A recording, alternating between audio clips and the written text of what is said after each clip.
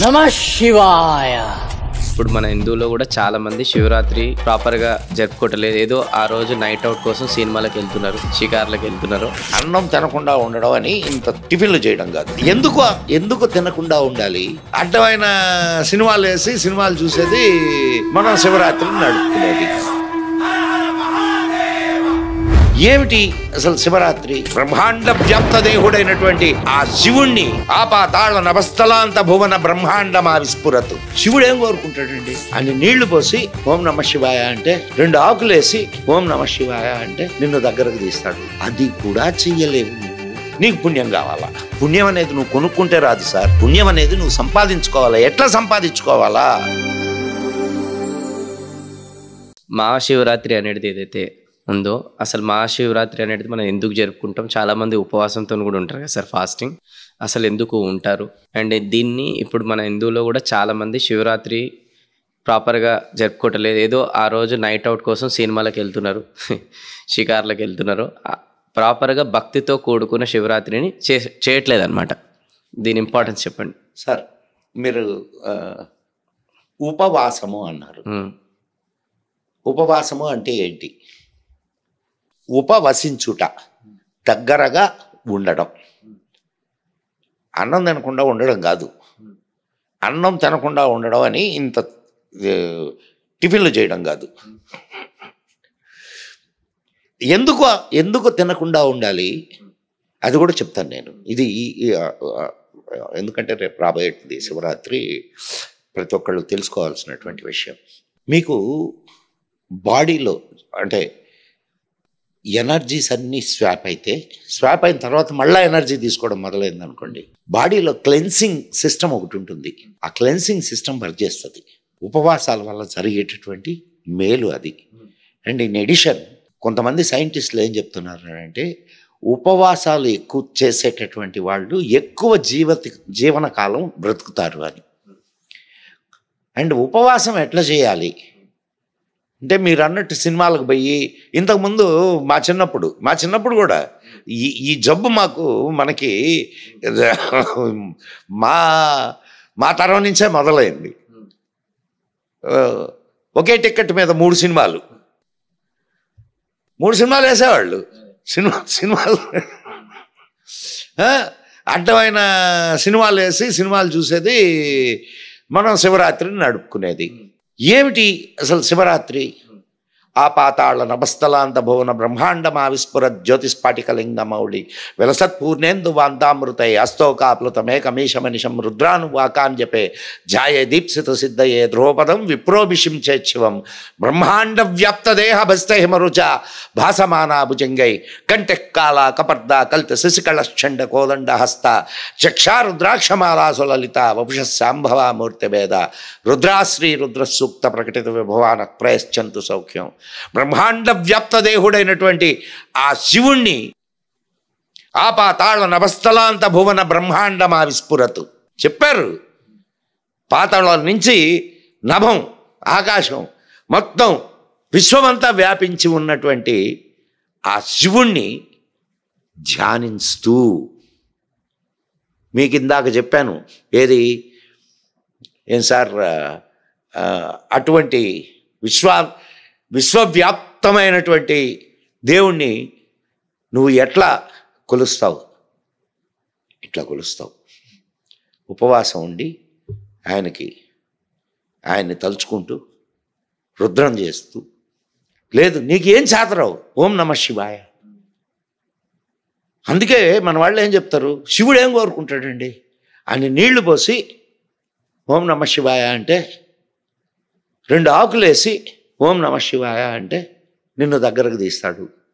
అది కూడా చెయ్యలేవు నువ్వు. నీకు పుణ్యం కావాలా? పుణ్యం అనేది నువ్వు కొనుక్కుంటే రాదు సార్. పుణ్యం అనేది నువ్వు సంపాదించుకోవాలా. ఎట్లా సంపాదించుకోవాలా? భక్తితో నువ్వు చేయాల్సినటువంటి విధానాన్ని నిర్వర్తిస్తూ చేయాలి. ఉండు, రోజంతా ఆయన ధ్యానంలో ఉండు. ఆయన ధ్యానం అలవాటైంది అనుకోండి, ఆ రోజు ఇంక రోజు మీకు ఇది ఆయన వదులుతాడా మిమ్మల్ని? సో లింగోద్భవ సమయానికి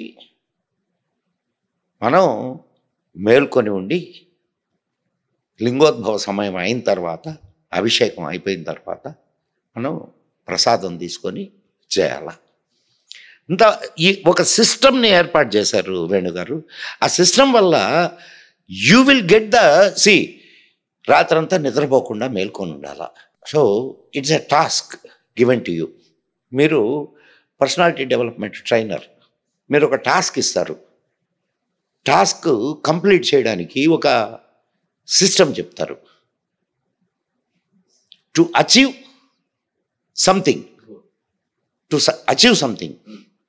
సో ఇక్కడ కూడా to achieve something, this task should be fulfilled.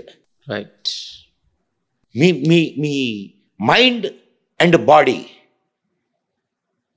ఈ రెండింటిని కంట్రోల్ చేసుకోవాలి. ఆకలి అవుతుంటుంది అయినా శివుడి మీద భక్తి, నిద్ర వస్తుంది అయినా శివుడి మీద భక్తి. సో మిమ్మల్ని మీరు ట్రైన్ చేసుకుంటున్నారు అక్కడ. మీకు అర్థమవుతుందా? సో ఇట్లా ఈ ట్రైనింగ్ ఏమవుతుంది, మీ మీద మీకు కంట్రోల్ని ఇస్తుంది. మిమ్మల్ని మీరు కంట్రోల్ చేసుకోవడానికి this is the best way to, పూజా విధానంలో కాదు మీ నిజ జీవితంలో కూడా ఎమోషన్స్ని కంట్రోల్ చేసుకోవడం ఎట్నే సార్. మళ్ళా మీకు ఇది అదొక ప్రత్యేకమైన సబ్జెక్టు, ఎమోషన్స్ని ఎట్లా కంట్రోల్ చేసుకోవాలా. త్రూ దిస్ అవర్ పీపుల్ టీచ్డ్ us how to control your emotions. దీనికి అగనిస్ట్గా అదే శివరాత్రి అంటే ఆ రాత్రులు మొత్తం శీలమలు చూడడాలు, లేదంటే బయట రోడ్ల మీద తిరగడాలు, ఇంకేవేవో ఇప్పుడున్న యూత్ అనేది చేస్తున్నారు. ఇప్పుడు మీరు ఇంపార్టెన్స్ చెప్పిన తర్వాత దీని అడాప్ట్ మిమ్మల్ని మీరు సార్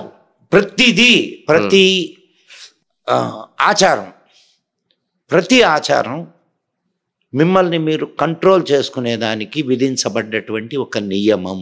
మిమ్మల్ని మీరు సరి అయిన దారిలో మీరు నడవడానికి ఉపకరించేటటువంటి ఒక పరికరం.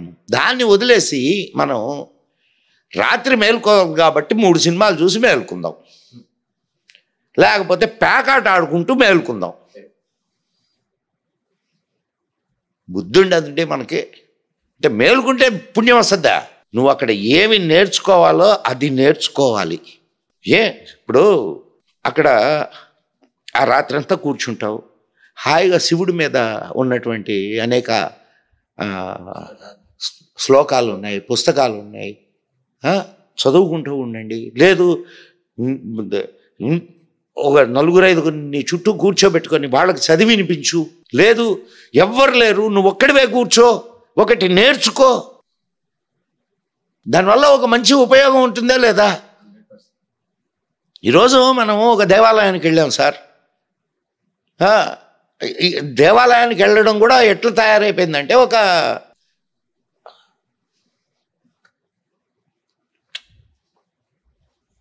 ఇది అంటే అక్కడికి వెళ్ళి సెల్ఫీ తీసుకోవడం దేవునితో. ఇదండి. ఎక్కడికి పోయావు నువ్వు? ఆయన్ని ఏం అడగాలా? సో మనం ఇవన్నీ నేర్చుకోవాలి సార్. ఇవన్నీ నేర్పించడానికే మనకి ఇవన్నీ ఈ పండుగలు, ఈ విధానాలు, ఈ ఉపవాసాలు ఇవన్నీ మనకు చెప్పిన కారణం అది. ఇప్పుడు అయ్యప్ప మాల వేస్తున్నారు, మీకు పర్సనాలిటీ ట్రైనర్ కాబట్టి మీకు నేను ఇది ప్రత్యేకంగా చెప్పాల్సిన అవసరంలా. 41 రోజులు ఏదైనా ఒక విషయాన్ని మీరు కానీ పాటిస్తే అది 42వ రోజు కంటిన్యూ అవుతుందనేది మీరు చెప్పే ట్రైనింగ్. అవును సార్. అవునా? మరి వాళ్ళు అదే చేస్తున్నారు. కరెక్ట్. 41 రోజులు వాళ్ళ శరీరాన్ని వాళ్ళ కంట్రోల్లోకి తెచ్చుకుంటున్నారు. అంటే చెప్పులు లేకుండా నడవడం వలన మీకు ఆక్యుప్రెషర్ అని చెప్పి ఏదో తీసుకొని వచ్చి కాళ్ళ కింద పెట్టి నలుపుకుంటూ ఉండడం కంటే. అందుకోసం నేను ఎవ్రీ ఇయర్ హనుమాన్ మాల వేసుకుంటా సార్. సెల్ఫ్ డిసిప్లిన్ కోసం. ఇవన్నీ మనకు చెప్పింది దానికోసమే సార్. ఆ ఒక్క పదం ఎంత మంచి పదం వాడారు మీరు, సెల్ఫ్ డిసిప్లిన్. ఇది నేర్చుకోవాలి మనం. ఇది చేయగలిగితే ఎస్ సార్ నిజమైనటువంటి. ఇప్పుడు మీరు ఒక సంస్కారవంతమైనటువంటి ఫ్యామిలీ నుంచి వచ్చారు కాబట్టి మీరేమన్నారు, సార్ సెల్ఫ్ డిసిప్లిన్ కోసం నేను హనుమాన్ మాల వేసుకుంటాను సార్. మీరు ఎంతమందిని ట్రైన్ చేసేవాళ్ళు, మీకు లేదా సెల్ఫ్ డిసిప్లిన్? ఎంతమందిని ట్రైన్ చేసినా నువ్వే. నువ్వు ఎంత గొప్పోడివైనా, ఇప్పుడు మనవాళ్ళు పెద్దవాళ్ళు చెప్తుంటారు, అబ్బాయి ఎంత గొప్పోడైనా తల్లికి కొడుకే, తండ్రికి కొడుకే. సో మీరు ఎంత పైకి ఎదిగినా మీ నియమ నిబంధనలు ఏవైతే పాటిస్తుంటారో దాంతో పైకి ఎదుగుతూనే ఉంటారు ఆ సెల్ఫ్ డిసిప్లిన్ వల్ల. మీ లైఫే మంచి ఉదాహరణ దీనికి. మళ్ళీ నేను వేరే లైఫ్లో ఎక్కడికో పోయి చెప్పాల్సిన పనిలే. సో కాబట్టి చాలా మంచి విషయాలని, ఆఫ్కోర్స్ ఆధ్యాత్మికత is nothing but personality development. ఇది ఆధ్యాత్మికత అంటే ఏదో దేవుడు దెయ్యం ఈ కాదు, నిన్ను నువ్వు మలుచుకోవడమే ఆధ్యాత్మికత. ఇదే పర్సనాలిటీ డెవలప్మెంట్ చెప్పేది కూడా సార్. కాకపోతే ఆ రోజు ఈ సిస్టమ్స్, ఈ ప్రిన్సిపల్స్ ఇవన్నీ ఏమీ లేవు కాబట్టి మన పెద్దోళ్ళు మనకు ఈ విధానంలో మనకు పర్సనాలిటీ డెవలప్మెంట్ని బోధించారు.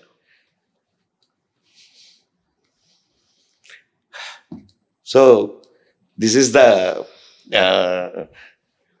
మళ్ళీ ఇంకొకసారి మంచి. తప్పకుండా sir, thank you so much. మీ విలువైన సమయాన్ని అనేది ఇచ్చి చాలా విషయాలు అనేది ఈరోజు చెప్పారు. అండ్ నేను ఎన్నో కొత్త విషయాలు అనేది ఈరోజు నేర్చుకున్నాను. ఇంకా మీ దగ్గర మీరు రాకముందే మిమ్మల్ని కూడా నా గురువులలో ఒక గురువులాగా భావించిన నేను. వీడియోలు కూడా చాలా మీవి చూసి ఈరోజు ఇంకా మీతో కలిసి ఈ విషయాలు నేర్చుకున్నందుకు ఇంకా చాలా హ్యాపీ ఫీల్ అవుతున్నాను. కానీ 100% ఇది పార్ట్ 1. ఇంకా సార్తో టైం తీసుకొని పార్ట్ 2, పార్ట్ 3, పార్ట్ 4 వస్తూనే ఉంటుంది. మీ దగ్గర నుంచి ఎంత నేర్చుకుంటే ఎంత చాలా నాకు అండ్ చాలా మందికి మంచిది. ఇప్పుడు మేము వానప్రస్థం, ఇందాక చెప్పాను కదా, వానప్రస్థంలో ఏంది, మేము ఇప్పటి వరకు మేము సంపాదించుకున్నది మేము ఇచ్చేసి వెళ్ళాల. కాబట్టి ఎట్లా అవకాశం ఉంటే అట్లా ఇచ్చేయడమే. తప్పకుండా సార్. అది thank you so much sir. Me valuable knowledge చూసారు కదా, ఇంతసేపు సార్ ఏదైతే ఓపికతో ఇంత మంచి పాయింట్స్ చెప్పారో. వీలైతే ఇది ఎవరైతే సింగిల్ చూసారో రేపు కుటుంబ సభ్యులతో కలిసి చూడండి, లేదంటే మీరు ఫ్రెండ్స్తో కలిసి చూడండి. ఇలాంటి విషయాలు తెలియకనే ఈరోజు మన జీవితం అనేది వెనకపోతుంది, ముంగడపోతలేదు. సో ఇట్లాంటి విషయాలు తెలుసుకొని రియలైజ్ అయ్యి ఇందులో నుంచి నలుగురు మారినా కూడా సో సార్కి చెప్పినందుకు కూడా ఒక అర్థం ఉంటుంది. మేము ఈ పాడ్కాస్ట్ చేసినందుకు కూడా మాకు కూడా అర్థం ఉంటుంది. సో దయచేసి ఒక 4 విషయాలన్నా మీరు ఏం నేర్చుకున్నారని కింద కామెంట్ బాక్స్లో కూడా టైప్ చేయండి. మళ్ళీ నెక్స్ట్ పార్ట్ 2లో సార్తో కలుస్తాం. Thank you so much sir. ఓం నమః శివాయ. ఓం నమః శివాయ.